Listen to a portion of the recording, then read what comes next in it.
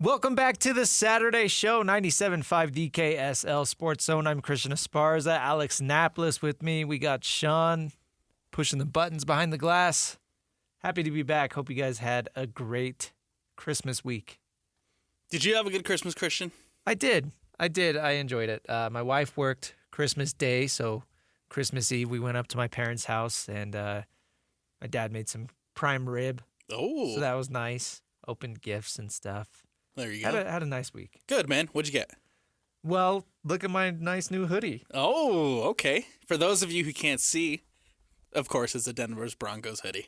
Yeah. So my family does this thing every year for Christmas. They get me a new Broncos hoodie or jacket. And This year we're going with it's a white hoodie with the throwback Denver D There you go. on the chest. Yeah.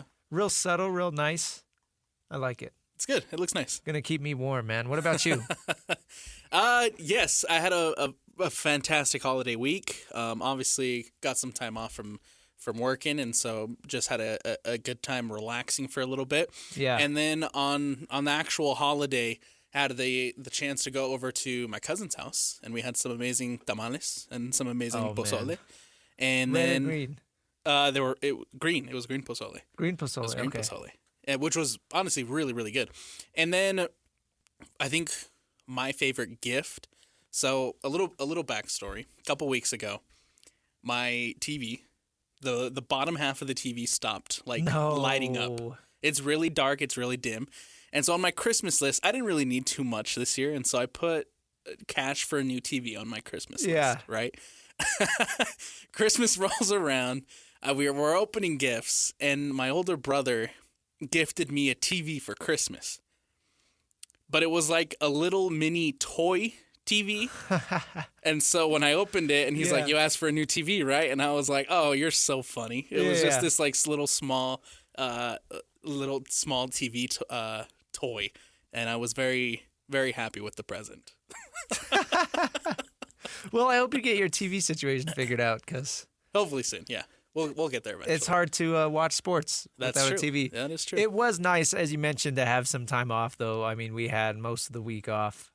And you think about just from basically August, right, up until this week, like we have been go, go, go, go, go. It was a long college football season. So it was nice to have several days off and not have to worry about anything. I agree. So. Sean, back there, you have a good Christmas? Oh, yeah, it was good. Good. Awesome. Well, let's jump into things. We got a big day today, Alex. Of course, we've got BYU football returning to the gridiron. They are going to be playing Colorado later today in the Alamo Bowl. It's a 5:30 kickoff. As always, we're going to have the pregame show an hour beforehand here on The Zone.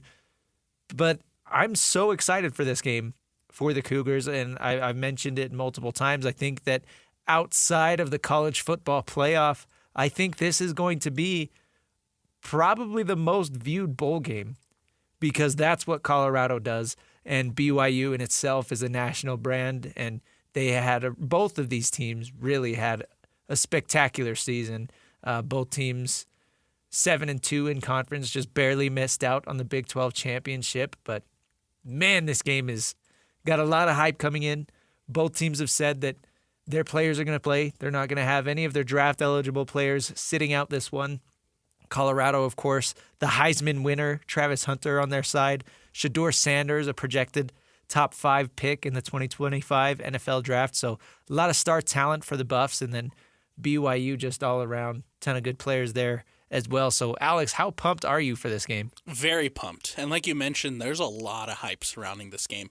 A lot more hype than maybe I initially thought, and I think that's just the power of Colorado, honestly. Having the Heisman winner in Travis Hunter, having Deion Sanders, having Coach Prime, and then having BYU play against that, there's so much hype surrounding this game, and you can feel it. And like you mentioned, this is probably maybe competing with Iowa State and Miami in the Pop-Tarts Bowl for probably the best bowl game outside of the playoff. And I'm very excited to see what BYU can do tonight. I listened to Mitch Harper yesterday. He joined Hans Olsen on the Hans and Scotty show. They did kind of an Alamo Bowl preview show. And Mitch is down there in San Antonio. He was talking about, it's Colorado fans everywhere. And he said it might feel a little different on game day because BYU does have a lot of fans already in Texas. So he's speculating that maybe there are a lot of BYU fans that are just going to make the game day drive to the stadium. But as far as yesterday and the day before, he said, man, it felt almost like a Colorado home game. Oh, no. Just because of how many Colorado fans there are. And it's kind of crazy thinking about, you wouldn't think of Colorado being that national of a brand, kind of the Absolutely. way that BYU is, but it's just the Deion Sanders effect. Yes. His celebrity, his pull to the game is so strong and in such a short amount of time. I mean, this is his second year at Colorado, but really the effect that he has had, it's clear how much that they've improved in his second season there, but man, I'm just so intrigued because we've never seen this before in sports, really, where, again, a celebrity can come in and, yeah, it's one thing to just bring attention and bring eyeballs but to turn this team into truly a great football team, again, it's unprecedented. So I think it's understandable that Colorado's going to have a large following there at the game, but I do expect it to be nearly sold out, if not sold out. And I do think that there are going to be quite a bit of BYU fans, again, as Mitch said, probably showing up on game day because BYU has fans everywhere. Absolutely. But I do want to give, and you do have to give credit to Deion and to Colorado, because if you would have said this 2-3 years ago, to think that Colorado would have this much of a traveling contingency to a bowl game, yes, wild. I would go even saying this last year because Colorado, I mean, last year for all the hype and attention that they got, they fell short of expectations and they were kind of a laughingstock.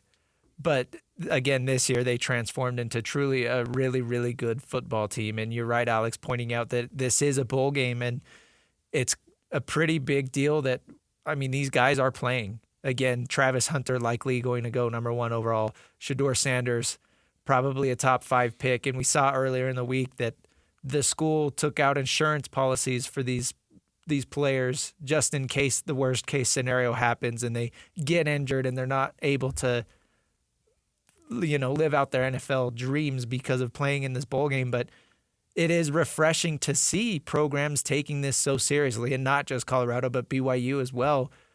It's a pride thing. Absolutely. And then you do have big guys who have declared for the draft already, opting out of these games. And I think it's a huge testament to the mentality of Shedeur, a huge testament to the mentality of Travis Hunter and to Coach Prime to make these guys play in this game, right? It's an opportunity to kind of, it was interesting hearing him talk about this game a little bit yesterday too. And he talked about how it's the last time playing with these seniors and of course the last time playing with his kids, right? Playing with Shedeur, playing with Shiloh. And so it's kind of this, for Colorado, this game not only is huge, not only has hype behind it, but it's a big game for them because it is their final game. It is the last chance to play with each other and to play with his kids. Yeah, it's a personal thing. And, you mentioned Shiloh and Shedeur, but Travis Hunter is practically a son to Deion as well. Absolutely. He was there all the way going back to Jackson State when Deion started coaching, a couple of years ago. And you're right, Alex, they've all played together. And this is, as we know, their last game.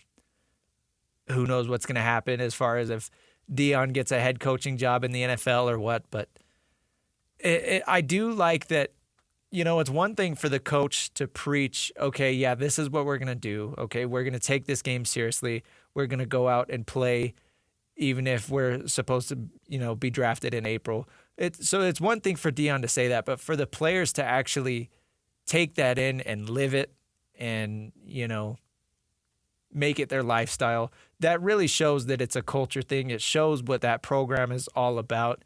And I know that there are a lot of people that don't like the celebrity and the level of attention that they got. But I think there is a lot of good that Deion Sanders has brought to the Colorado program, and this is one of them. And who knows if this is going to have a ripple effect as far as future bowl games and other programs looking into this and saying, yeah, Colorado did it, why can't we? But it's already having an effect. It's having an effect, and we're, at the very, very least, we get to see it tonight. You have Michael Vick, who just took a coaching job. Right. You have Deshaun Jackson, who just took a coaching job. Bill Belichick is now all of a sudden in the college world. The effect is there. And Yeah. I think we're going to start seeing more and more teams try to replicate what Deion, Coach Prime, and the Colorado Buffaloes have done. They're going to try to replicate that because obviously it's worked for Colorado. Yeah, it did. And I'm surprised that it worked this well in such a short amount of time. I mean, you look at just 2 seasons, like relatively that is a very short amount of time, and they went from laughingstock in the Pac-12 in the last couple of years there to, again, narrowly missing out on the Big 12 championship in their first year in the conference. So let's talk about the actual game tonight, though, Alex. Of course, as I mentioned, both teams went 7-2 in Big 12 play. Both teams, funny enough, would have been in the Big 12 championship if it weren't for an ill-timed loss to Kansas on both sides. But BYU sounds like they're healthy. They're running it back. Mitch again mentioned yesterday that Jake Retzlaff was apparently pretty banged up late in the season. He's feeling 100% healthy now. LJ Martin's going to be back, and then they've got all those dangerous receivers on the outside. They're all looking to make an impact. Darius Lassiter, of course, probably the biggest name there. Excited to see him ball out, especially against Travis Hunter. That's going to be an electric matchup. Unfortunately for BYU, Lassiter won't be available. Oh, he's not playing until the second half. half. Right. The second half. I was going to say, did I miss something? No. That unsportsmanlike against Houston carries over into this game. So That's right. He did.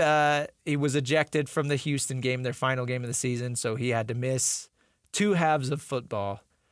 So the last half against Houston and then the first half against Colorado. You're right. Thanks for pointing that out. As far as what Mitch said about Retzlaff being banged up, it makes sense. Yeah, everybody's banged up. Because yes, everybody's banged up at that point of the season, but I was questioning Retzlaff's ability, right, down the stretch. Right. The offense struggled against Kansas. The offense struggled against Arizona State. And then I think, of course, welcoming Houston into Provo was different because, I mean, Houston defensively hasn't played the best this year. So I'm curious to see how BYU bounces back from subpar performances on offense, right? Yeah. They, like I said, they struggled against Kansas in that loss. They struggled against Arizona State, and that's, I mean, credit to Arizona State because obviously they are the Big 12 champions and had a good season, but it makes sense because I think the Retzlaff we saw at the beginning of the season was very different from the Retzlaff we saw towards the final stretch of the season. Yeah. Let's look at some numbers here. They put up 22 points against Utah. Well, first, going back to October 26th, 37 points against UCF. That was their last really high scoring output. And then against Utah, that's likely when it seemed that Retzlaff got banged up. Only 22 points against the Utes. And then again, 13 points against Kansas, 23 points against Arizona State, and then wrapping up the season with 30 points against Houston, as you mentioned. So just getting these guys back and healthy. I am interested to see if we get the Jake Retzlaff from earlier in the season, if that is the case, if he is going to be healthy. And the other thing, too, is Colorado's defense isn't great. They have a great pass rush. They had one of the top pass rushes in the conference, but their overall defensive numbers weren't anything special. So I think that BYU is going to need to be physical on the ground. Going back to LJ Martin, having him back healthy is going to be, I think, a big key for the Cougars. And Jake Retzlaff, if he is healthy, he's going to need to utilize his mobility. He's very good on his feet. I think that BYU's offensive line has done a pretty good job of keeping him upright throughout the season. But again, this Colorado pass rush, it sounds surprising because until I saw the stat a couple weeks ago, I wasn't really aware of how good their pass rush was, but they are good. They are good. They have been good. And I think in order for BYU to really get going, obviously we talk about Jake Retzlaff and wanting to see his performances improve from what we saw towards the end of the season. But also, you got to rely heavily on this run game. You have to get the run game going. And I think that's an area where BYU struggled a lot during the season. Yes, LG Martin had a good season, and at times that running game was good, but a lot of times I feel like the running game lacked. And so I think in order to really get the ball moving and really get the ball going against this Colorado Buffalo team, you got to keep that balance. You got to find that balance between the run game and the pass game and really get that run game going against this Colorado defense. On the other side, BYU's defense projects to match up pretty well, I think, against Colorado, especially, let's see, Hans Olsen had this tweet that I thought was crazy. Only 2 teams in FBS football that didn't go over 1,000 yards rushing as a team. That was Kent State, one of the worst teams in college football, with 923 total rushing yards on the season, and then Colorado with 845 rushing yards on the season. So this team, the Buffs, do not run the football, No. and when they do, it's Shedeur Sanders scrambling. Yeah. They do not run the football. So the onus is going to be on BYU's defense. Of course, Travis Hunter, the highlight of Colorado's receiving room, but they've got a couple of other really good receivers as well. And then you look at BYU's defense, Jacob Robinson and Mark Collins, the 2 corners that have played really well on the season. I am curious to see how the secondary holds up with Crew Wakely entering the transfer portal. We talk about players not opting out because of the bowl game, but there are a couple Cougars, only a couple, thankfully, but there are a couple of Cougars that will not be playing in this game because they entered the transfer portal. Starting safety Crew Wakely is one of them, so you would probably expect Colorado to want to open up and go over the top with BYU starting safety not there anymore. And I hope that's not too big of a loss for BYU. And I think that's probably, but it is probably the biggest loss for BYU. Yeah. Not having as far as the transfer portal goes. Not having Crew Wakely out there, especially in this game where it's a pass first team. It's a pass first attack. And It's a pass first, second, and third team. And so they're gonna be attacking you through the air. And I thought Crew Wakely has had a phenomenal season. And so it's gonna be a big hole to fill, but I do think that BYU has the depth to fill it. It's just, can you replicate the performances and can you replicate the game IQ and the shutdown defense that Crew Wakely and that secondary was pretty good at this season. Yeah. It's going to be big for BYU to fill in those shoes, and I'm curious to see how they're going to fill them. Jack Kelly and Harrison Taggart, of course, BYU's star linebackers, are going to have important assignments as far as, again, going back to Shedeur Sanders. Very mobile quarterback. And one thing that Jake and Ben have liked to point out, Shedeur does not want to throw interceptions. So he will hold on to the ball as long as possible and either turn it into a crazy Caleb Williams style, find somebody last second, or maybe Shedeur will tuck it and run it. So again, pointing to BYU's linebackers, it's going to be important to keep Shedeur Sanders contained, and then the pass rush, of course, get home.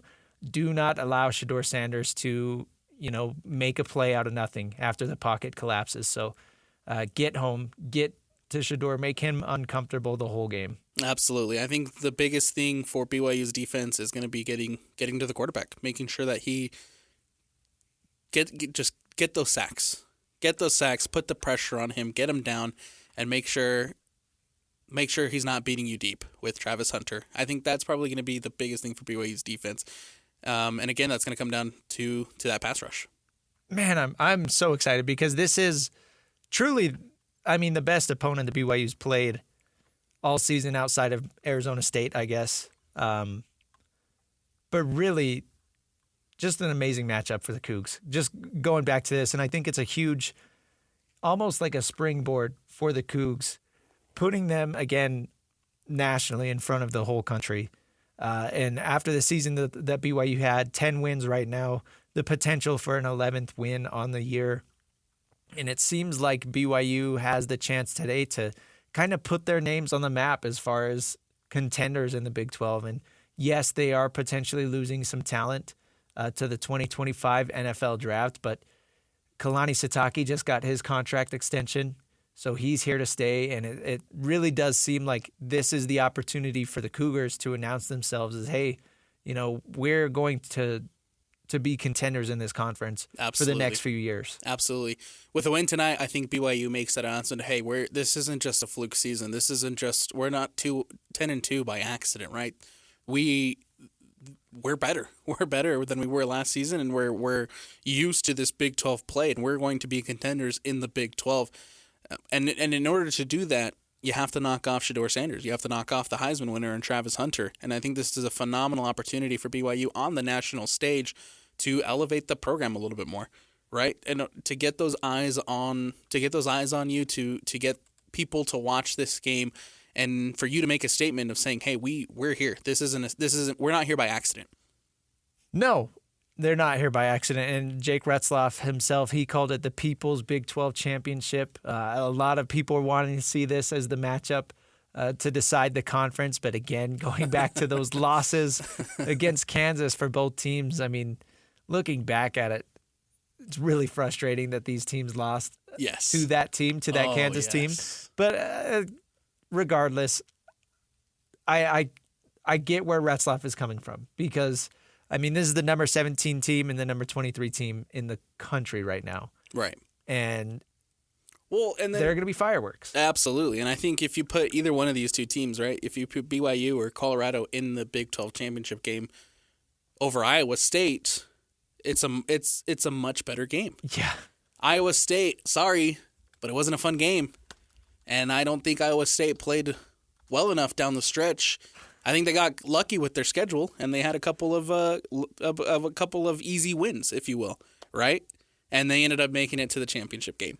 45-19, by the way, was the final. Arizona State beat Iowa State. So you would think that either BYU or Colorado would have put up a much better fight against the Sun Devils. 100%. And honestly, Christian, we had talks, we had the conversations probably 2 months ago, where we said this is BYU and Colorado. We're on a collision course for the Big 12 championship. And then Kansas beat them both. So now we actually get it, just not in the Big 12 championship. And but I do agree with Retzlaff in saying, like, this is kind of probably what should have been the Big 12 championship. It is fulfilling to kind of finally get this game. Kansas, by the way, finished 5-7 overall. So 2 of their 5 wins were against really, really good football teams. And that does not make sense at all. No. And I mean, this is why I think this is why the Big 12 this year was so fun. It was fun and frustrating at the same time. Yes, because anybody would beat anybody, but it's just so. I think leagues are so much better when there is parity. Yeah. When you have the Ohio States, the Michigans, and whoever else has been running the Big 10 for the last 10 years, it's just not as fun. No, but truly, I mean, you look at the teams at the top of the Big 12 this year: Arizona State, BYU, Colorado, and Iowa State. I mean, people had Iowa State as potential contenders, right? But Colorado, BYU, and Arizona State were all picked to finish in the middle or towards the bottom of the conference, yet there they were at the top. So again, BYU versus Colorado tonight, such a huge matchup. To reiterate, I do think that this is going to be the most watched bowl game outside of the college football playoff. 100%. And I love, kind of going back to a comment you just said about them being picked last in the standings for the Big 12 preseason. I like how Prime does not let anybody forget that they were picked towards the bottom. For better or for worse. I mean, I probably wouldn't either. Because there was a moment yesterday in that coach's press conference where Satake and Prime are sitting down together, and Coach Sanders says, we were picked last in this conference by all you lovely people, referring to the media. To the media, as he's talking to the media, and I thought that was so hilarious. Well, and the funny part about it is it's both teams, right? It's not just Colorado that outperformed expectations. It's Coach Prime and Kalani Sitake sitting up there together. I mean, you go back to narratives last summer, and people were like, okay, is Deion Sanders cut out to do this? Is this the right thing for him to be doing? And then you had Kalani Sitake, and people were questioning his job security. And look at him now, right? So they both have the opportunity to sit up there at this podium, and they can sit there and say, yeah, you guys were wrong about both of us. And I think looking at it from a BYU perspective, that is so amazing. Yeah. Because we didn't even think they'd be here. No. We were, again, and this is a point we've talked about every single week, we were talking about BYU as maybe getting 6 wins on the year. And that felt like a stretch. I think at one point I said they'd be lucky to get 6. Yeah, and I promise you weren't alone. Like, it's awesome, man. I think not only for BYU, of course, it stings a little bit because barring a loss to Kansas, you're probably in the playoff. Right. And, of course, a Big 12 championship win. you're probably in the playoff. But I mean, this is a pretty good consolation prize. You would get a shot at Deion, you get a shot at Colorado, and again, this is what the people's Big 12 championship, like Dick Retzlaff said. And so, good consolation prize for BYU in what's been a phenomenal season for them, turning around from 5-7, missing out on a bowl game, to what they've done this season. I think it's such an incredible story for a team from Utah. And going back to the springboard, I mean, it's nice to have all of that, and then they have this game that you just hope that they show up and perform. And I do think they will. I don't have any doubts about absolutely coming out prepared tonight. But again, on a national stage today in the Alamo Bowl, this is the chance for Kalani Sitake to remind everybody, like, yeah, these Cougars are legit. This is a Big 12 contender. I 100% think this game is going to be very, very close. You think so? Very. You think close. it's going to be high scoring or low scoring? Oh man, I think it'll be high scoring. I think both teams break 30. Okay, I think that'll be fun.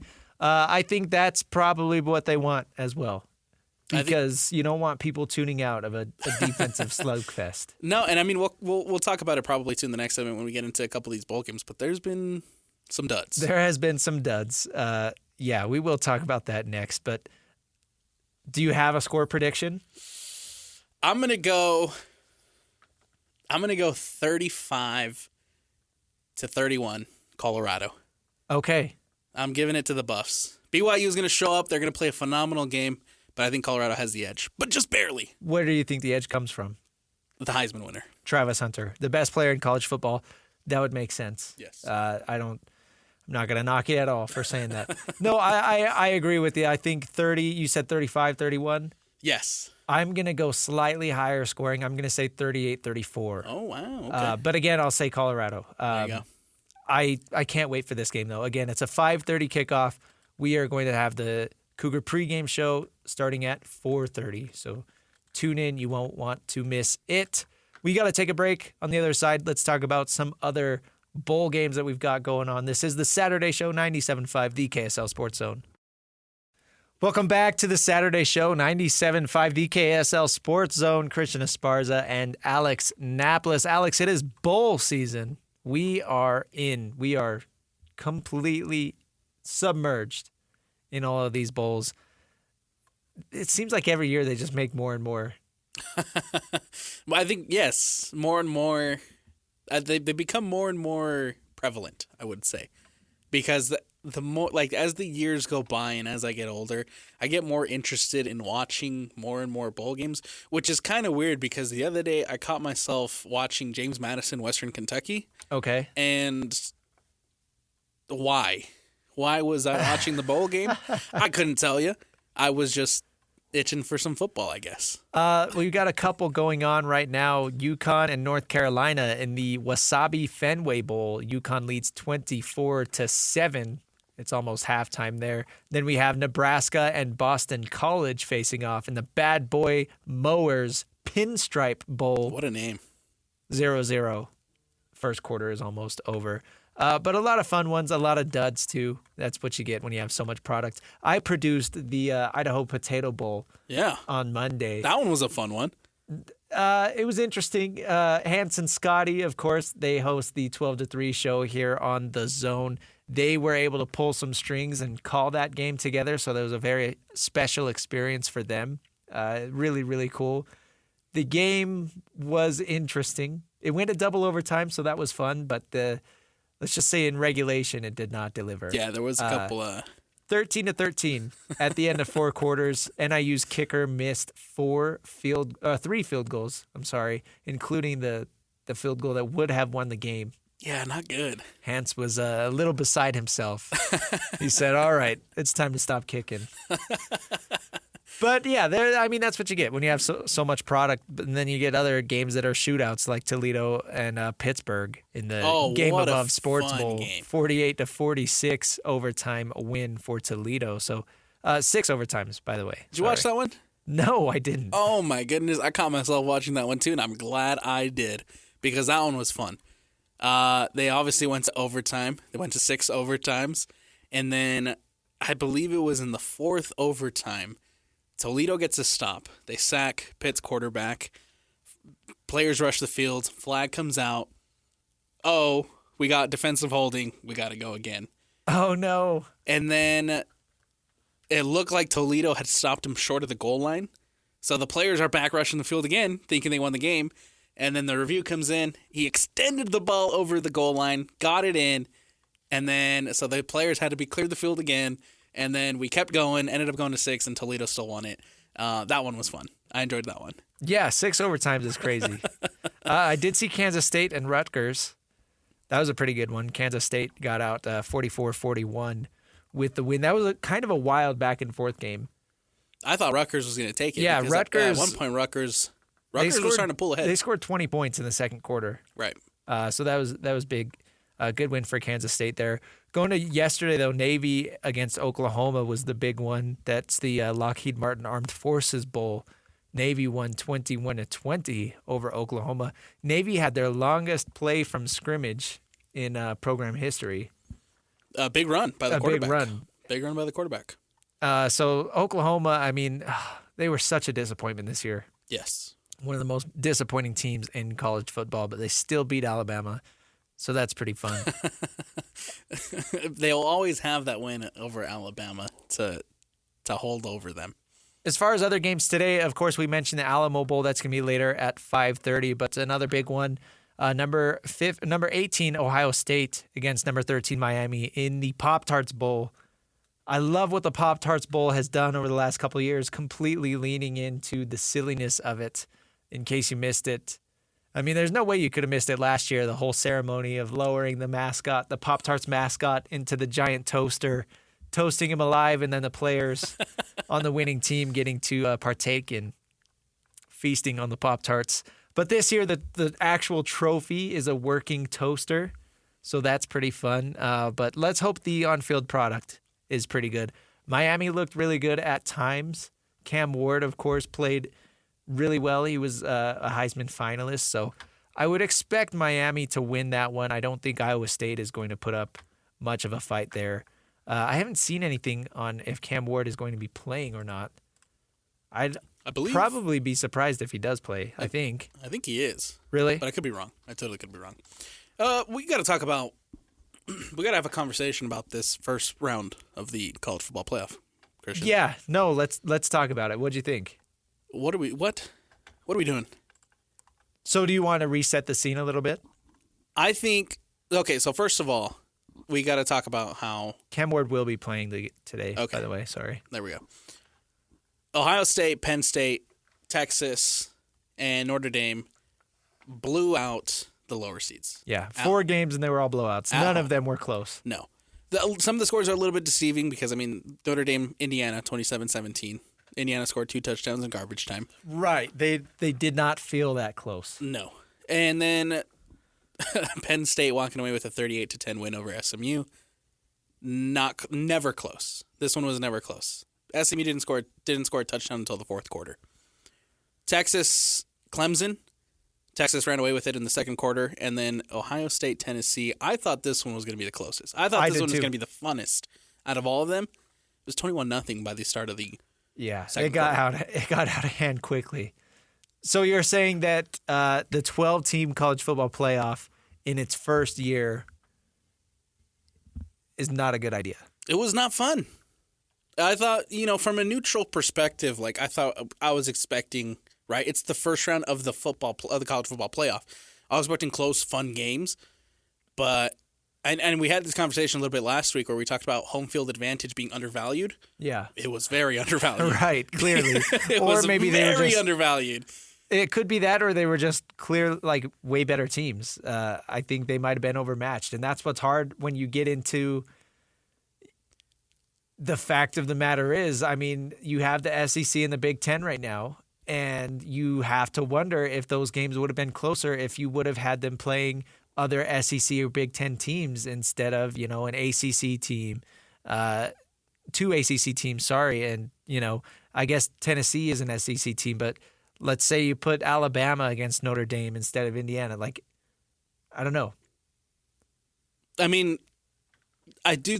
It's hard to tell because obviously, I mean, Alabama was a 3-loss team. Right. Had they made it in, who knows what would have happened, right? And I'm just playing devil's advocate there because again, Alabama, if you want to be in, you got to win your games. You can't lose 3 games and then whine about not being in the playoff. Can't lose to Oklahoma. No. Who went 6-7. We just talked about how bad they were. Can't lose to Oklahoma. If you want to be a playoff team, you can't lose to the small teams. I mean, Alabama, Oklahoma, that's a perfect example. Colorado, Kansas, perfect example. BYU, Kansas, perfect example, right? You can't lose to teams. Right. If you want to be a playoff team, you got to beat the teams that you're supposed to beat. With the product that we got on this one, I mean, the only one that I thought was going to be close was Ohio State, Tennessee. But Tennessee going up to the shoehorn, going up to Ohio, it's too much for them. So we have the second round starting next week with the New Year's bowl games. Of course, starting off with Boise State hosting Penn State in the Fiesta Bowl on New Year's Eve. Do you think the second round is going to be any better? I do think 2 of the games will be better.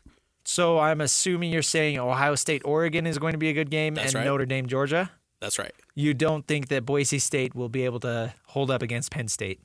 Not from what we saw last week. Or Arizona State holding up against Texas? Arizona State's a tricky one. It is. Right now, Texas is a 13-point favorite in that game. Which I think is way too much. Right. And so this is my thing with Texas, and I've said this multiple times. Their roster is good. I think they have one of the best overall rosters in college football.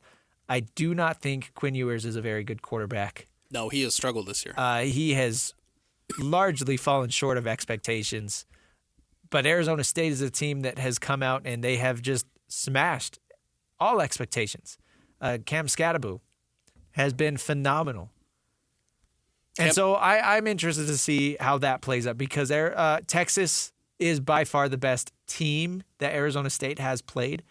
I think that Kenny Dillingham is going to have his guys ready to compete against the Longhorns. 100%. So I don't think it's going to be a 13-point game. No. 13, I think, is very unfair to Arizona State. Arizona State has been the surprise. I think if you look at all the teams right now, obviously Boise State and Arizona State are a little bit of a Cinderella story. Yes. I would hope Boise State plays, obviously, a good game against Penn State. They almost beat Oregon at Autzen. Let's not forget that. They did earlier in the year. Let's not forget that. What was that, week 2? Yes. But I think Boise State, I don't know, man. I don't know if they took their foot off the gas in Mountain West play because they were like, we're clearly better than everybody else. Yeah. And, I mean, down the stretch, they just didn't look at the same team that started the season. So I hope Boise State can kind of correct things and is up to the task against Penn State. But I do think Penn State beats Boise State. And so that's going to leave Arizona State as my final Cinderella. And I think Arizona State, with the way they finished the season, they got a chance against Texas. I would like to think so. I really, really would. But again, pointing to the Rose Bowl, Ohio State and Oregon, Ohio State is actually 2.5-point favorites, although Oregon won that matchup earlier in the year. So do you think that, let's say that Arizona State and Boise State both kind of get blown out next week. What kind of changes do you think they'll make next year for the playoff as far as the seeding and letting teams in and things like that? I think you have to go to an NFL style seeding. Yeah. Where the number 1 team takes on the lower seed. Yeah. An NFL style seeding where the higher seeds get the lower seeds.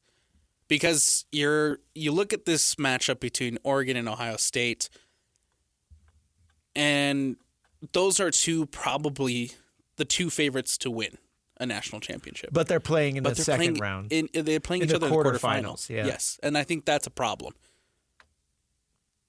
I would switch. Yeah. I would switch to a seeding closer and similarly to what the NFL does. So that will allow at least the better, quote unquote, better teams. It'll give them more of a chance to face each other later in the tournament, as opposed to having 3 duds and 1 really good game in the quarterfinals round. Yes, but I also think that doesn't really solve your issue of having the competition. Yes, that'll help a little bit, but I don't think it I think it necessarily stems from the fact that the Mountain West champion is the number 3 seed, Right. and that the Big 12 champion, who, I mean, like I said, Arizona State, amazing story, But overall, compared to the SEC and the Big Ten, they're not on the same level. but are they the number 4? Right. And So I think that's the biggest problem that needs to be addressed is where do these conference champions truly fit as far as seeding? Because there is no way that Boise State should have ever been the number 3 seed in a 12-team college football playoff bracket. That's basically saying Boise State is the third best team in the country. And I again, Ashton Ginty had a phenomenal year. The Broncos were very fun to watch.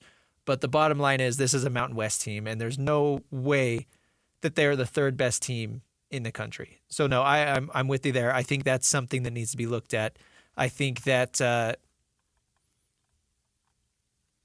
they should – I think the AP rankings need to have more of a say in the final seeding for this style of bracket. Okay. I don't think that Boise State should have been there at 3, and Arizona State even being at 4 is probably a bit of a stretch. Yeah. And I'm not going to sit here and act like I have all the answers. I don't think anybody does. I think that there's always going to be controversy to this, but I mean, I don't even know where Arizona State finished as far as their final rankings of the year, but they weren't number 4. Right. And look, like I said, Arizona State, we got to give them credit because they've had a phenomenal season, and I don't want to take that away from them. They're undoubtedly a top 12 team, but are they a number 4? That's winning what your needs to conference. You should get something for winning your conference, and I understand. Sure. I understand that aspect of, okay, they won their conference, so they deserve a bye. I see that, but I don't think they should be rewarded as much as getting a bye and getting one of the top 4 seeds, because ultimately I think that has kind of watered down the product. Simply giving them a bye automatically in the first round. So they should have some sort of reward, some sort of benefit for winning the conference. But I mean, just this, looking at the product that we got over the first round of the college football playoffs, blowouts all across the board. You'd expect a couple, all right? You're not going to get 4 great games, but to have all 4 games be complete blowouts, like I'm talking bad product where people don't even want to watch. That's a problem in the first year of a 12-team college football playoff. And I'm just hoping for better product in this next round. And I think the playoff needs it. Yeah, because if you have another dud of games. Yeah, it's not good. No, it's not good at all. It's not good, Bob. And look, it's the first year of the 12-team playoff, right? There's going to be changes. There's going to be ways to adapt it. And so I'm interested to see how the committee sees these first rounds and changes it to make them better. And of course, the larger issue at hand is we truly don't know how good any of these teams are because nobody plays anybody in the regular season. And I think that's the larger problem, that nothing is going to be fixed until that is addressed. And I don't think it ever will be addressed, because that's how you get Indiana in the playoff, is because their record looks good on paper. But then when you look into their schedule, it's like, yeah, they didn't play anybody. And then you got Alabama, who wants to play 4 FCS teams for their non-conference. And that's an issue too, because I do believe that Alabama would have put up a better fight than, say, Tennessee, right? But at the same time, how many FCS teams did they play? And they still had 3 losses, including to Vanderbilt and Oklahoma, 2 bad football teams. So, I don't know. It's a very large can of worms. You know what, dude? Maybe Herbstreit's right. Maybe Kirk Herbstreit's right. Maybe we shouldn't value records as much as we do. But then at that point, you're just going on name value. And I don't know, because I'm sitting here saying that I really do think Alabama would have played better than Tennessee. So I guess, yeah, maybe Kirk Herbstreit did have a point, but I don't know. Again, this is the first year, so there's going to be a lot of growing pains. There are going to be a lot of changes made before next next year's college football playoff, right? So we'll see what all gets changed. But bottom line is we're hoping for some better games on New Year's Eve and New Year's Day.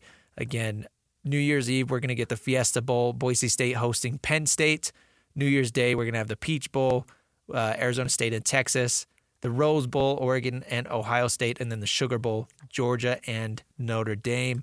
It's time to take another break. Alex, on the other side, we're going to do technical fouls, one of our favorite segments of the show. That's coming up next. Stay with us. 97.5, the KSL Sports Zone.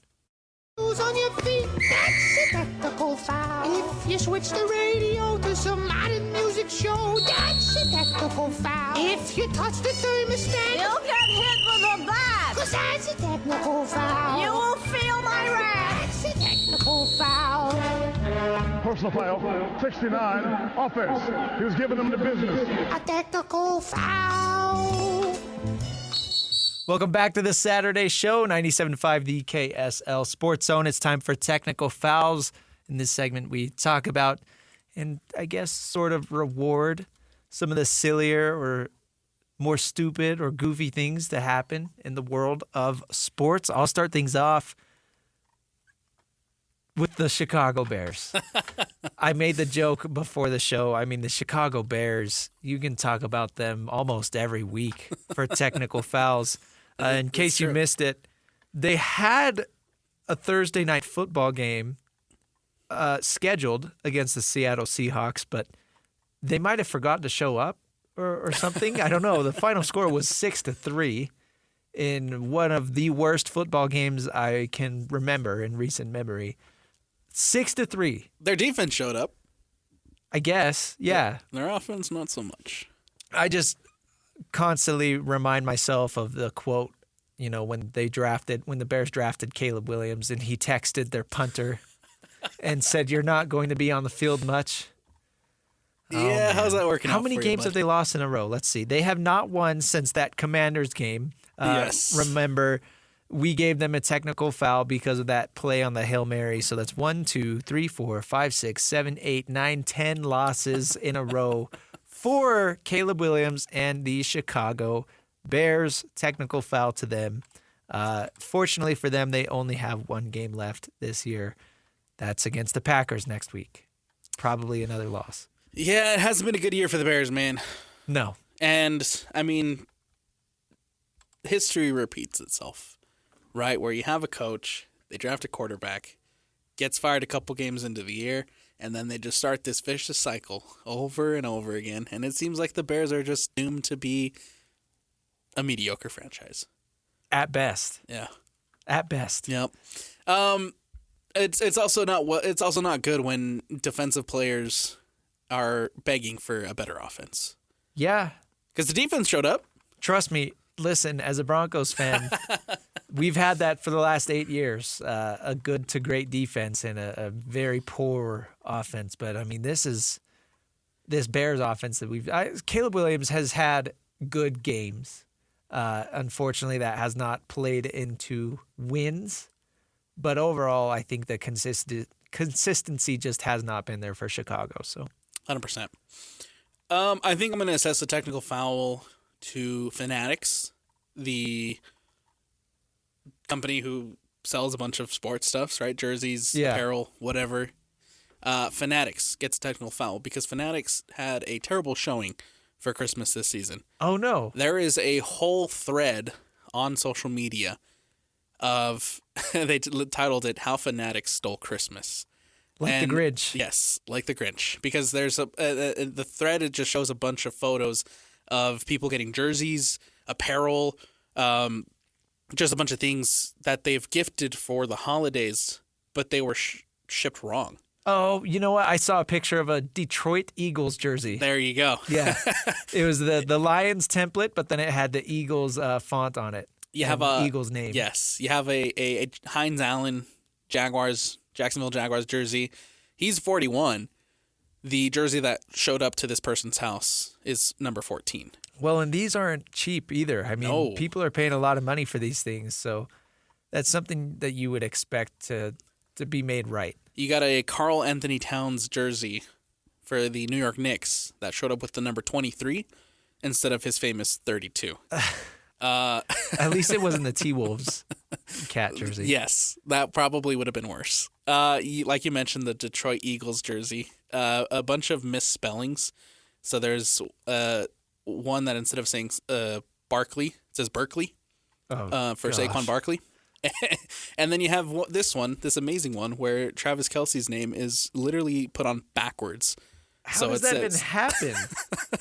So it says Eklek instead of Kelsey. And it's, wow. So Fanatics, you get a technical foul for... Yeah, way to ruin a Christmas. Yeah, for ruining Christmas. How dare you? Man. And again, if I were somebody that purchased a jersey like that for another person, I'd be really upset. Because, absolutely. they are not cheap. They are very expensive investments. So for them to show up that wrong, you can't even wear it. You'd be embarrassed. 100%. Fanatics did reply, though. They're being good sports. They're apologizing, and they're trying to make the situation right. But technical foul for Fanatics. And then we got to give a quick one to the Fresno State Bulldogs. ESPN, man. Listen, we got to be delicate on this situation. Let's just say that ESPN's graphics department during the Idaho Potato Bowl, somebody I think was playing a prank, because not only did it happen once, not only did it happen twice, or even 3 times, it happened 4 times on the broadcast, Alex, when the Fresno State's Bulldogs graphic was up.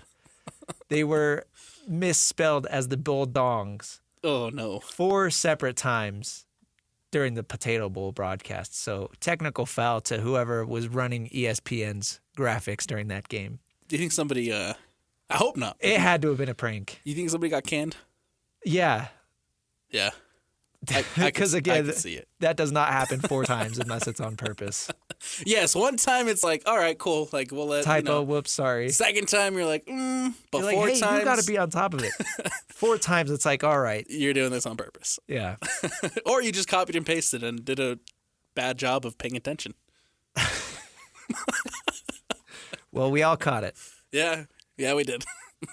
All right. Time for another break. Coming up on the other side, we'll get into NFL. Counting this week, there are 2 weeks left of the regular season. Playoff picture is starting to come into clarity. As always, we've got some good matchups to talk about this weekend. And we'll talk about the Christmas games that we had. That's coming up on the other side. This is the Saturday Show, 97.5, the KSL Sports Zone.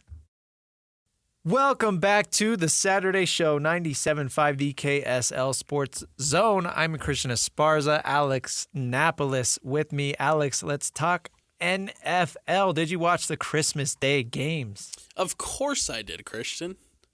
What a show Beyonce put on, first off. Well, actually, I'm going to be honest. I did not watch the halftime show. Oh, you missed out. I did not watch Beyonce's performance. I was sitting by... I knew they wouldn't, but I was wondering if they were going to bring Jay-Z out, but I knew they couldn't. Yeah. Like what's Charles Barkley said, not a good time. Not a good time. Not a good time. But for as much, as we were talking about the first round of the college football playoff being a disappointment, I mean, the NFL kind of had the same thing with their Christmas Day games. Yeah. Yeah, neither of them were entertaining. 2 games between playoff teams, all 4 of them. So Chiefs and Steelers, and then the Ravens and Texans. Chiefs ran away with it 29-10, and then the Ravens just dominated 31-2. Bit of a couple of blowouts there for the NFL. But the weird thing is those, I don't know, maybe it's just college football versus NFL, is those games were still entertaining to watch, at least in my eyes. They were still entertaining, I think, to a point. I think once you get to that fourth quarter of this Chiefs-Steelers game, once the Chiefs score again and kind of put that game out of reach, that's kind of when you lose a little bit of interest in it. But I do think that the Steelers, despite being down, put up a fight up until the third quarter. And then... the Texans were just never there. No. No. To just score 2... In this day and age in the NFL, I think it's not good. And I don't know what to think of this Texans team because they started off really good. The year. Yes. They started off the year pretty good. C.J. Stroud, I thought, was looking really good. Nico Collins was looking great. Then half the team got injured, and since then they just haven't been able to kind of replicate what they were at the beginning of the season. I saw a stat. I think it said like only 4 teams have ever scored only 2 points in a game. It was Cincinnati. I think maybe the Chargers. I don't know. I saw the stat too, and the Texans have now become the 4th team to just score 2 in a game, which again, in this day and age of the NFL, it's not good. No, for as high-powered as offenses are, and then C.J. Stroud, reigning offensive rookie of the year, had such a great season last year.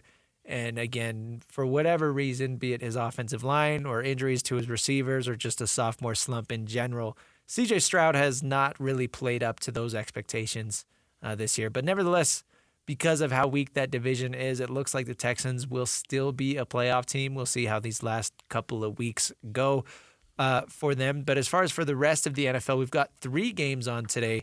Chargers at the Patriots. They're playing right now, still 0-0. 11 minutes left in the first quarter there.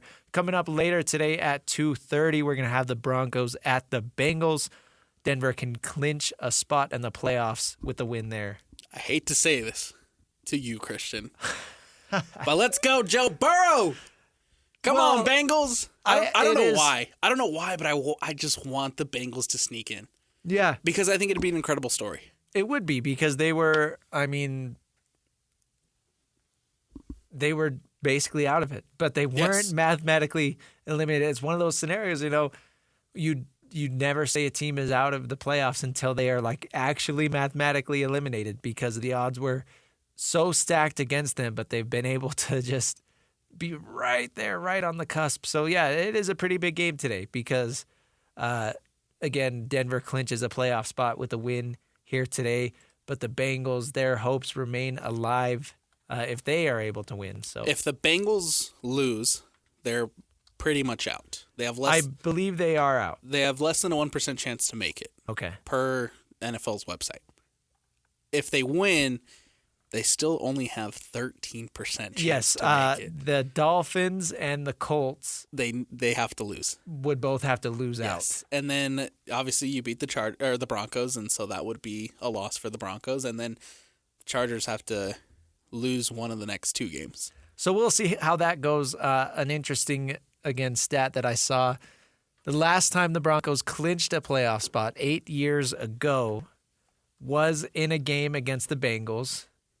The Broncos were coming off a 34-27 loss or whatever it was last week that they suffered against the Chargers. Essentially, it was like the same scenario exactly. Has it been 8 years since the Broncos? It's been 8 years. No. Yeah. No. 2016. Wow. Yeah, it's been crazy. It's been a hard 8 years. Dang. So, we'll see how Denver shows up today because obviously that is a big game, and the Bengals are no joke. Their offense is one of the best offenses in the league. Their defense, one of the worst in the league. That's why they're in the spot that they're in. So we'll see if Bo Nix and the Broncos can show up for what is essentially a playoff game for them. And then wrapping up the NFL slate today, the Cardinals at the Rams. You made a joke about it, but I'm telling you, Alex, I love watching the NFC West matchups. I think this is going to be one of the better games of the weekend, even for a Cardinals team that is eliminated from playoff contention. I love watching, again, these divisional matchups. Huge game for the Rams, by the way. They need to win this one to kind of put themselves across the line. Okay. Right? Seattle's still nipping at their heels. Yeah. Despite, obviously they won this last week, or this week with that 6-3 win over the Bears, how we were talking about last segment. And it's just going to set up basically a phenomenal ending to the season because the Rams have the Cardinals today, and then next week they'll have the Seahawks. Right. In kind of a battle for the division. Right. And you love to see it come down to the final week. I think that's always exciting. Absolutely. And so huge game for the Rams. Hope they can pull it off and hope they can get the win against Arizona. If they win tonight against Arizona, 99% chance to make it to the playoffs. There you go. And what a story for the Rams after starting off the season. One of the most injured teams in the NFL. I mean, I kid you not, nearly half of their roster was on IR at one point. And that's not even an exaggeration. No. Like, that is pretty close to accurate. There was about a 4-game stretch there when you had no Puka, you had no Cooper Kupp, and basically the entire offensive line. Tutu Atwell was their starting receiver. And, they're playing guys that you've never heard of. Right. And you're never going to hear from again. Yes. And to be able to stay alive and likely make the playoffs is an incredible story for Sean McVay and the Los Angeles Rams. They're playing well right now. And like I said, I really hope that they can pull off this win against Arizona. They're kind of being labeled as that team that nobody wants to face in the playoffs because they are getting dangerous at the right time. And I think a lot of it has to do with just being healthy. They went finally getting reps together. They went into that last game. They went into their previous game and heading in, I think, into this Cardinals game as well, pretty much healthy. I think one of their offensive linemen is the only one on the out list for this week. But again, to go from having basically half your roster out to where they are now and playing good football, I love it. Love to see it from the Rams. Other than the games today, there's not a ton of exciting games for the NFL, which is a little weird. Normally, there are some pretty big matchups to look forward to. The Packers and Vikings is the highlight of tomorrow's slate. 2 13-win teams. Green Bay's at 11 wins. Minnesota's at 13 wins, but 2 double-digit win teams from the same conference. That's just going to be a classic NFC North slugfest. That game is going to be in Minnesota, so the weather, of course, indoor stadium there is not going to be a factor. But again, can't talk enough about what Sam Darnold has done for this Vikings team. And it's interesting because it sounds like, based on what all the national reporters are going to say, sounds like the Vikings are going to let Sam Darnold walk this offseason. He is on a 1-year deal with the team. And despite the level of play that we have seen from him, sounds like Minnesota's not interested in paying the price. And that's what it is, paying the price that it's going to cost to bring him back, because it's not going to be cheap. I think it makes sense. The season that he's had, the numbers he's put up, 32 touchdowns, 11 interceptions, 3,776 yards for Sam Darnold. He has all the leverage in the world to look at any team in this league and say this, and put his stats down on the table and said, this is what I did for Minnesota. How much are you going to pay me? Right. So you look at top quarterbacks in the league right now, they're making about $50 to $55 million a year. I don't think Sam Darnold's going to reach that type of contract off of just one season of play.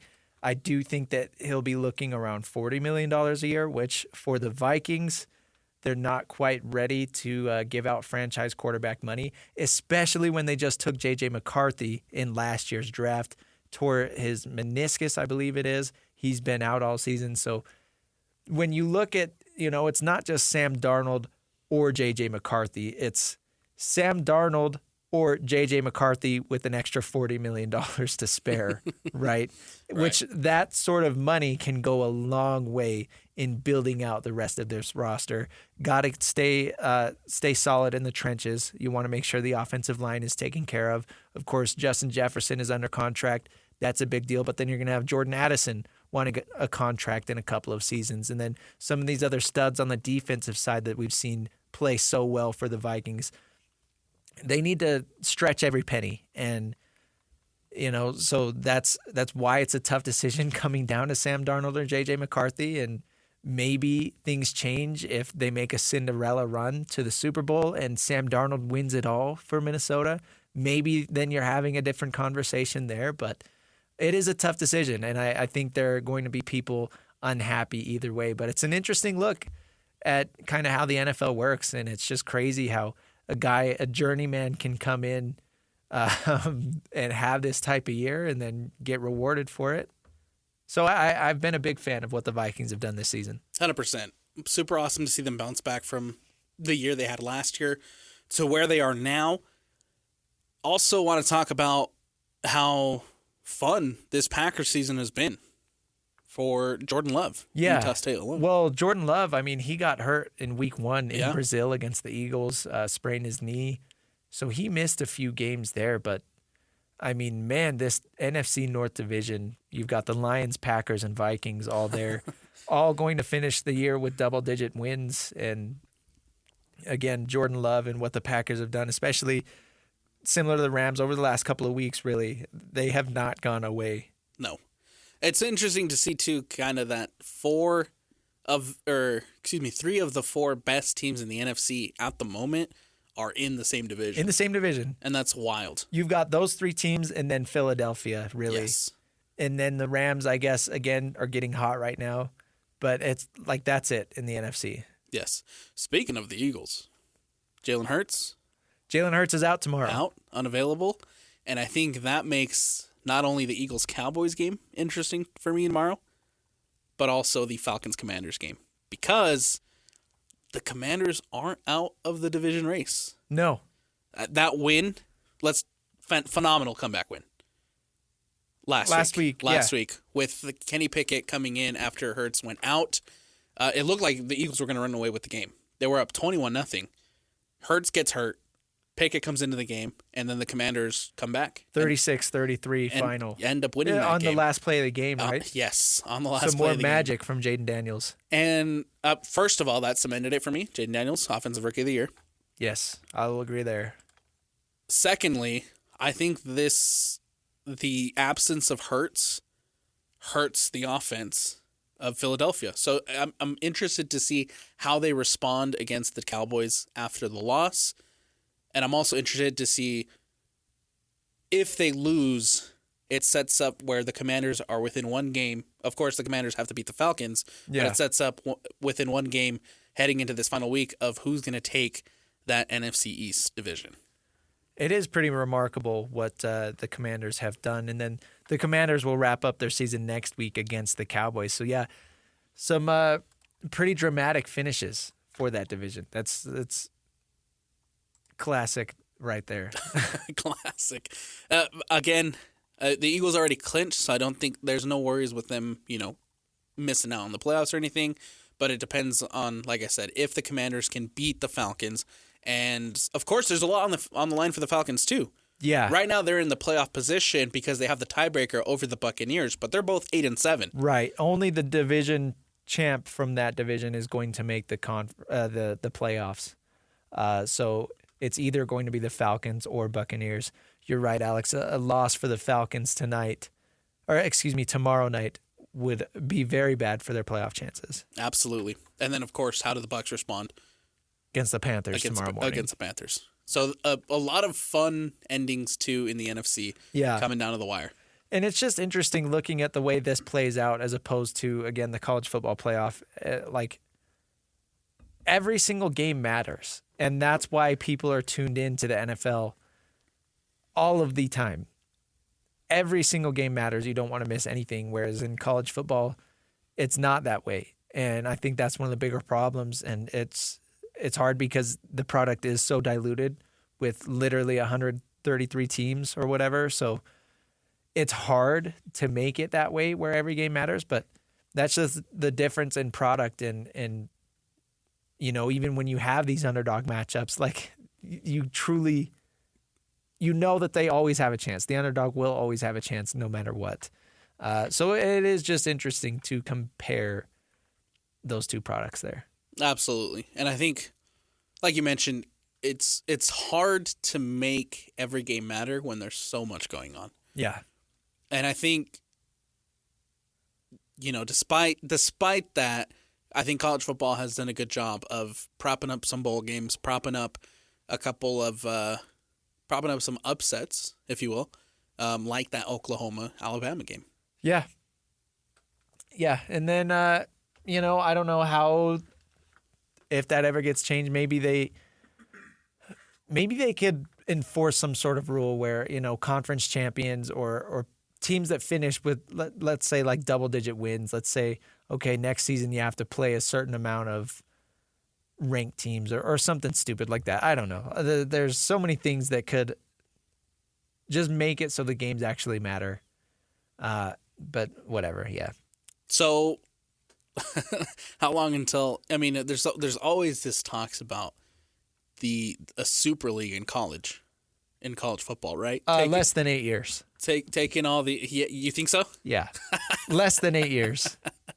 I mean, with everything going the way that it is right now, with NIL, with the transfer portal, with all the madness that we're seeing right now in the college football world, we're definitely heading in the direction where we're going to head into the Super League that's basically going to be a college football NFL. Yeah, I think there's just so much change, and in this day and age, things are constantly changing, and nobody is ever happy being stagnant. Yes. People are always trying to make as much money as possible and, change things even if they don't need to be changed. That just seems to be the word of this era is change. And so I think that makes it more likely sooner rather than later. We were talking a little bit about last week. We were talking a little bit about, how do we regulate the transfer portal? How do we regulate NIL? How do we contain the madness? And obviously, contracts are a big deal. Or could be a big deal in college football. Yeah. Right? You come to my school, you sign this contract for this much NIL, and then you're not allowed to leave or get poached. But then that's when you bring in that's Yeah. now a professional sport. Right, which it does need. Once you head into the Super League things, you're making the NFL of college football. Right. Again, a professional league, and it's just a completely different world than it was even 5 years ago. Looking at how much things have changed in just the last 5 years, there is a lot of change coming, and nobody is ever going to have the answers. But we get to sit here and talk about it. But one thing will always remain the same. And what's the Chicago Bears being the Chicago Bears. Yeah, they're always going to be dreadful. They are always going to be a contender for technical fouls here on this show. Some breaking news a little bit for the NFL. Tua Tagovailoa just got downgraded to doubtful for tomorrow. Ooh. Let's see. They play the Cleveland Browns. Hip injury for Tua. Looks like the Dolphins will not have him. So that's, again, the Dolphins were a team that their hopes are still alive, technically. But yes. Losing your starting quarterback, and we saw earlier this year how bad the Dolphins were without Tua, that's rough. Yes. It is against the Browns, though. Yes, that is a big loss, especially for a team who's coming down the stretch, still trying to fight for that final spot to make it to the playoffs. And like you mentioned, we saw how this team played without him earlier this season, and it was not good. Not good at all, Bob. Not good. All right, let's take another break. Coming up next, we're going to talk 5 minutes of. We still got to talk Utah Hockey Club, coming off a loss last night to the Colorado Avalanche. And we'll talk about a little bit of everything else. Coming up next, this is the Saturday Show, 97.5, the KSL Sports Zone. It is the Saturday Show, 97.5, the KSL Sports Zone. I'm Christian Esparza, joined as always by Alex Napoles. Alex, it is time for 5 minutes of. Got a little bit of time left here on the show, so we'll touch on a few different topics. First off, going back to the NFL, to the Miami Dolphins, I want to talk about this for just a quick second. Former Ute Tyler Huntley in line to start tomorrow for the Dolphins with Tua Tagovailoa struggling with a hip injury. The Dolphins are going to be playing the Browns. This is interesting because Tyler Huntley spent the offseason with the Browns, 4 months with that team, but now he's with the Dolphins, slated to start against them. Yeah, and a big chance for Huntley to kind of get back into the, I guess, consideration for de facto backup, like how he was with Baltimore. Right.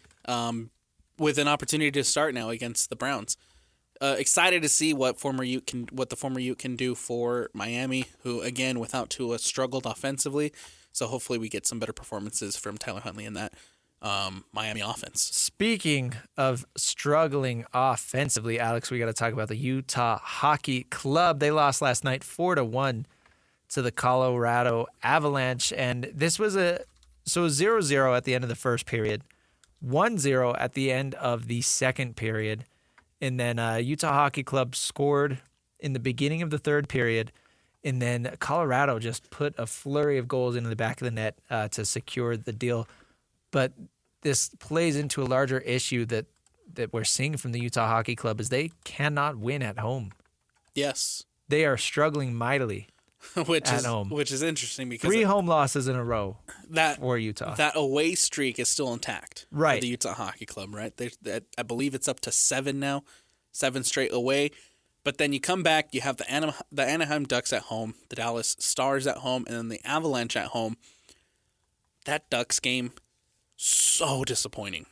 Yeah, so the shootout disappointing. loss. The shootout loss to the Anaheim Ducks, 5-4 shootout loss.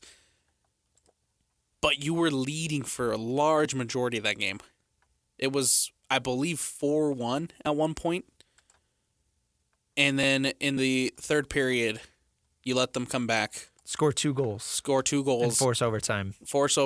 And then you lose in the shootout. Disappointing. This isn't the first time the Utah Hockey Club has lost a big lead like that, by the way. No. It's been something that we've seen all year. Going back to that dreaded San Jose Sharks game, I think that's the most infamous one. But as we learn this sport of hockey, it's interesting that something a lot of people have pointed out to us is that home ice advantage in the NHL is not the same as, home field advantage in football or home court advantage in basketball, even simply because of how weird of a game and how random of a sport that hockey can be. Just the way that the puck rolls. It's similar to soccer almost in the sense that, you can get a fluky goal at any moment in the game just based off of, again, the way the puck moves around on the ice. So it's a really weird game, and that's why you'll see teams, again, looking at Utah, 7 road wins in a row, but then at home they are really struggling at the Delta Center. I want to give a lot of credit, however, though, to Vejmelka. Oh, yeah, Veggie. Who has been putting up some phenomenal performances. He has been a sensation in the absence of Connor Ingram. Vejmelka has stepped up and has been very, very good for this Utah Hockey Club. Made a couple of huge saves last night against the Avalanche. However, of course, just falling a little bit short and losing to the Avalanche. Yeah, it's tough. I mean, can't imagine how hard it is. We talked about the Bears earlier and like how the defensive players are like, man, we need help from our offense. Like, I can't imagine how hard it is for Veggie, sitting back there in net, having these performances. Again, he had only allowed 1 goal through 2 periods yesterday. And then eventually the dam breaks because the offense is not producing. But you're right. Connor Ingram had some struggles, and then he went down with an injury, and Veggie stepped in, and he's looked really solid for Utah. And I want to give a shout-out to Ryan Smith. He's done a great job the last couple of games for the Utah Hockey Club. Like we're talking about home ice advantage not mattering as far as in the win-loss column, but the environment that we've seen at the Delta Center, especially over the last couple of home games, for those unaware, Ryan Smith has been giving out tons of free tickets. He gave out 50 free tickets yesterday just to get butts in seats. And not only did he give out free tickets, he was giving free tickets away to first-time hockey club goers or something like that. People that have never been to a Utah Hockey Club game yet were the ones that were getting these free tickets. So he is finding ways to introduce this product to people that have not been exposed to it yet. And so I think that he's doing such a good job of really putting this team on the forefront in the community. And again, just getting everybody involved, making it something that people are excited for. And you see videos, even, the NHL itself is posting videos of how loud the Delta Center is during these games. And I think that's really creative, and it's a great job by Ryan Smith. I love that. I absolutely love that. It just goes to show how much Ryan Smith cares. He cares, yeah, and that's a great way to put it. It's important not only for the fan base, not only for people who are trying to get into hockey, trying to learn hockey, and trying to jump on the hockey bus, right? Like a lot of us still are. But it's also important for the players. And you hear Andre Tourigny, you hear Clayton Keller. I can't remember who else, but there was a couple of post-game interviews where they asked about Ryan Smith and his involvement and how important it is for them to feel that support from their owner. And they love it, man. If the owner doesn't care, why should anybody else? There right? you go. There you so go. And Ryan Smith is kind of becoming that guy. Absolutely. And it's so it's such a 360 or a 180, whatever you want to call it, from what we heard was happening in Arizona, right? Night and day. Night and day. And it makes such a difference to the players, to the fans, to everybody involved. And it's awesome to see Ryan Smith care so much about making sure that his team is in a good spot. Couple days off for the Utah Hockey Club following the 4-1 loss last night at home to Colorado.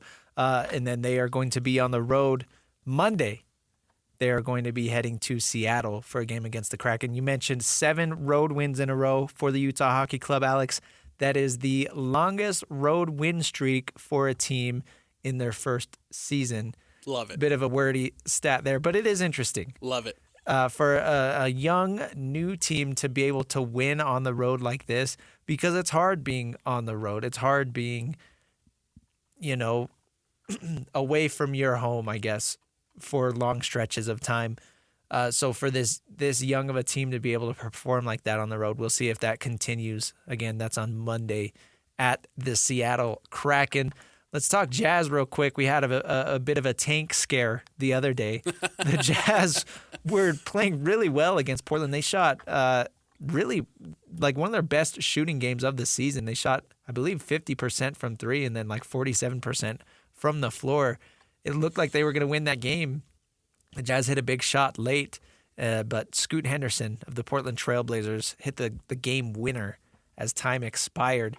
So the Jazz played well, but got the loss. Everybody was happy, I think, following that one. That's a good one to lose, considering that Portland is also in the mix. The Jazz had lottery. beat Portland. Really, they beat them by 42 Yes. points a couple weeks ago. Yes, on December 6th. Yeah. 141-99. This last one coming down to the wire. Just a 2-point win for the Portland Trailblazers. Big win for Portland. Big loss for the Jazz. Yeah, and again, it's I saw this meme going around on social media yesterday. It's that scene from The Incredibles where he's racing at the end, where the Flash is racing at the end. Oh, yes. And, he's like out there, he Yes. gets off to a really fast start, and his family's yelling at him like, hey, slow down, slow down. So then he like intentionally slows down and takes second place on Yes. purpose. I love think that. that's the perfect metaphor for this game yesterday. Because as I mentioned, the ultimate goal, yes, is the draft pick, right? But that doesn't mean that we want bad basketball. Like, we want to see things that are going to encourage, us as members of the media and Jazz fans in general. We want to see things that are, bright spots for the future and giving us hope. So seeing performances like yesterday where they're playing good basketball and unfortunately in the end, in the win-loss column, it doesn't go their way, but they are still giving us things to be excited about. I think that's the best case scenario for a quote-unquote tanking team.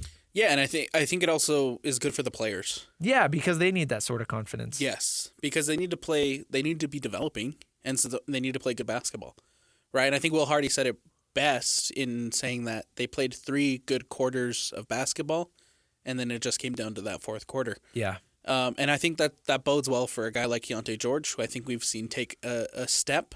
A guy like Walker Kessler, who I think has taken a huge leap forward in his play.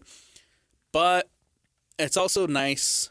I don't know if nice is the right word, but it is interesting to see fans fully embrace the tank, because people were not happy when the Jazz beat Brooklyn last Saturday. No, as far as draft standings go, that was a bad win for the Jazz. The Nets are not a team that you want to be beating if all you care about is the draft order. So, yeah, turning around and losing to Portland, another team with a bad record. That was good. That was encouraging. But we saw some of the young guys get big minutes. I mean, Isaiah Collier played 35 minutes.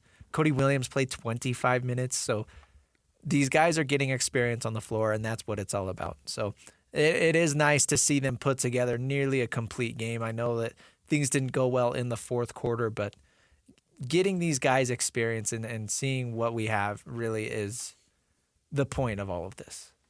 And then back in action tonight against Joel Embiid and the 76ers. Is he going to be playing? He's still questionable. Okay. He hurt himself. I thought this was a fake story. He hurt himself in warm-ups the other day. He did, yeah. Doing like a goofy turnaround shot. Yes. What an idiot.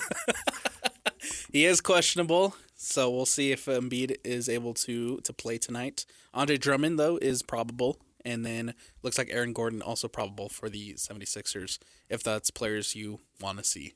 7:30 tip, 6:30 pregame here on the Zone. But it is a home game, too. So, again, if you haven't been to one, can't imagine tickets are very expensive. So if you're not doing anything tonight, get out there to the Delta Center and go watch the Jazz. Looks like there's some more breaking news coming out, Christian. Okay. The Colts have downgraded Anthony Richardson to out for tomorrow's game against the Giants. What is it, a shoulder injury? I believe so. Okay, so we're going to see Joe Flacco again. It looks like Joe Flacco will be starting for the Colts tomorrow. Oh, man. That has been a mess. I think, well, Yes. I don't know. So Anthony Richardson started the season as the starter for the Colts, Oh, right? it's Richardson's back. Oh, it's his back. Okay. Back. So he was the starter, and then they benched him because he wasn't playing well, and they went to Joe Flacco, and Joe Flacco was even worse. And then they went back to Richardson, and he kind of played a little better, but now he is, as you mentioned, out with a back injury.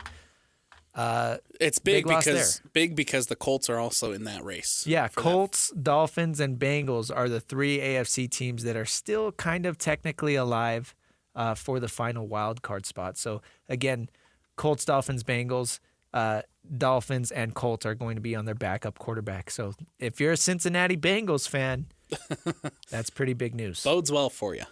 Bodes well for you. All right, we got to take one final break. On the other side, we will wrap this thing up. This is the Saturday Show 97.5, the KSL Sports Zone. It's the Saturday Show 97.5, the KSL Sports Zone. Thank you for making us a part of your Saturday morning. Christian Esparza and Alex Napoles here. Got a couple minutes left in this one before we wrap things up for another weekend. Alex, can't talk enough about this BYU game we got coming up later today. It's weird having a couple weeks off from college football and then jumping right back into it, but nevertheless, one of the biggest games for the Cougars that we've seen in a while. Absolutely. And like we were mentioning and talking about earlier, this is a perfect opportunity for BYU to kind of elevate and stamp their mark on the Big 12 and say, hey, we've made it. We are here, and we're not. This isn't a fluke. We're not here by surprise. We're not here by accident. 10-2, and now we have a chance to knock off probably one of the most hyped. I don't know if that's the right word, but one of the most hyped teams in the country in Colorado. No doubt. And Coach Prime himself said it the best, probably. He was talking about BYU. He said they're not going anywhere. This is not a BYU team that's going to go from first to worst, so to speak, as far as conference standings. I mean, these guys genuinely, they have a lot of returning talent next year. They are going to be one of the better teams in the Big 12. And again, this is kind of their chance in front of a national audience.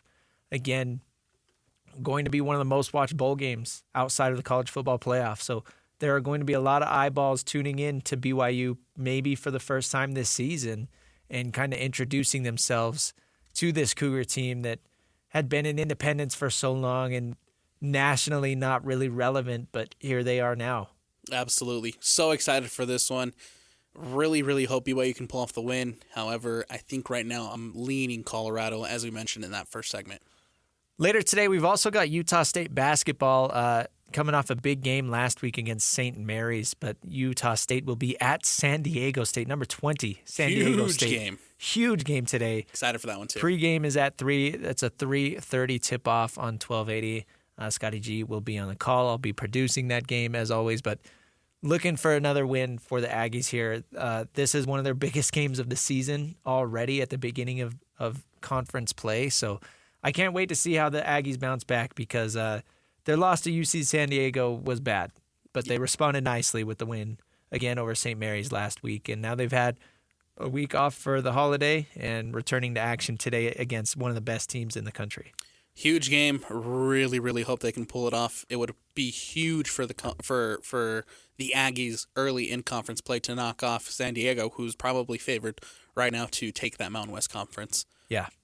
What else do we got going on today, Christian? Alamo Bowl, again, as we mentioned, 4:30 pregame show here on The Zone. Then later today, we're going to have the Utah Jazz. Again, they are hosting the Philadelphia 76ers. Tip-off is at 7:30. Pregame is at 6:30. And then following the BYU game, we're going to have the Cougar post-game show, as always. That is likely going to be on 1280, while the Jazz is going on 97.5. So a lot of coverage this evening. It's been a while since we've had a weekend this packed. Yes, packed weekend. Again, excited to see if he plays Joel Embiid at the Delta Center. We'll see how the Jazz do in that one. But at BYU, Colorado, I think everybody has a game circled. And we'll see how BYU represents the state of Utah and see if they can pull off that win against Deion. Let's see. Kalani Sitake versus Coach Prime coming up So exciting. later today. Again, thanks for listening. Happy holidays and Happy New Year to you. This is the Saturday Show 97.5, the KSL Sports Zone.